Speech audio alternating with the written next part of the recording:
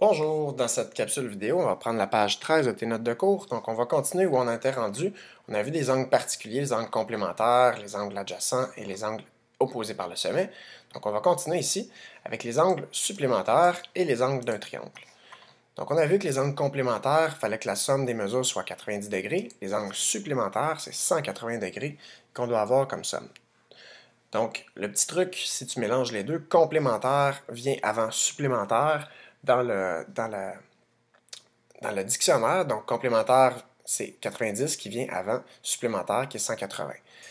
Un autre truc aussi, on peut dire supplémentaire, c'est 180, supplémentaire 180 et complémentaire 90. Donc, ça commence par le même son. Les angles E et F ici, puisque j'ai un angle de 120 degrés et un angle de 60 degrés, les deux ensemble font 180 degrés. Donc, mes angles sont supplémentaires. Ce ne sont pas des angles adjacents, par contre, parce qu'ils n'ont pas le même sommet.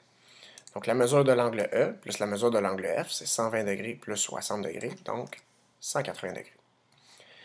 Ici, mes angles ADB, donc cet angle-là ici qui mesure 142 degrés, et l'angle BDC, on me dit qu'ils sont adjacents supplémentaires, et en fait, on peut le remarquer parce qu'ils forment un angle plat. Donc, mon angle ADB et l'angle BDC. Si je cherche la mesure de l'angle BDC, il faut qu'en tout, ça me donne 180 degrés pour faire l'angle plat, puisqu'ils sont supplémentaires. Donc, je dois faire 180 degrés moins la mesure de l'angle ADB, donc 180 degrés moins 142 degrés, ce qui va me donner 38 degrés.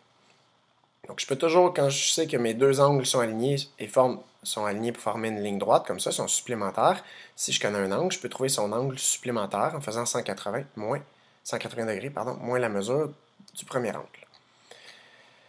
Dans un triangle aussi, je peux aller déduire des mesures d'angle, parce que la somme des mesures des angles intérieurs d'un triangle est toujours de 180 degrés, peu importe le triangle. Donc, si la mesure de l'angle A est de 53 degrés ici, et la mesure de l'angle B est de 48 degrés, c'est quoi la mesure de l'angle C? Donc, je te suggère toujours d'aller écrire les mesures d'angle sur ta figure. Donc, je vais aller écrire ici la mesure de l'angle A est de 53. Je vais prendre une autre couleur. 53 degrés. Et je sais que la mesure de l'angle B est de 48 degrés.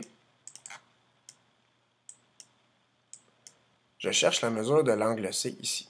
Quand je connais deux mesures d'angle d'un triangle, je peux toujours aller trouver la troisième.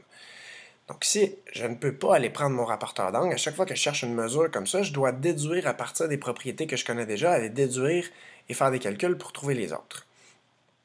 Donc si j'ai ici ma mesure d'angle C, comment je fais? Je dois faire 180 degrés moins la somme des deux autres. Je dois faire 180 moins ces deux-là, ça va me donner la mesure de mon angle C.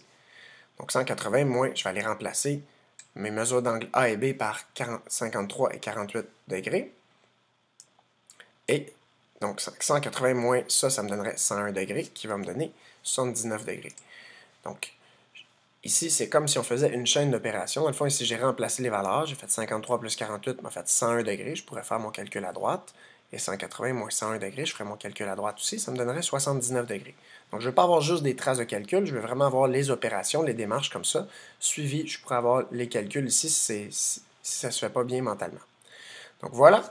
On va commencer maintenant. Les justifications qu'on a dit ici, on pourra les prendre en note les prochaines fois.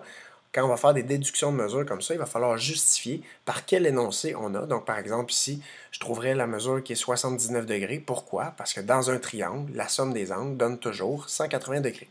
Merci. Dans la prochaine capsule vidéo, on continuera à faire...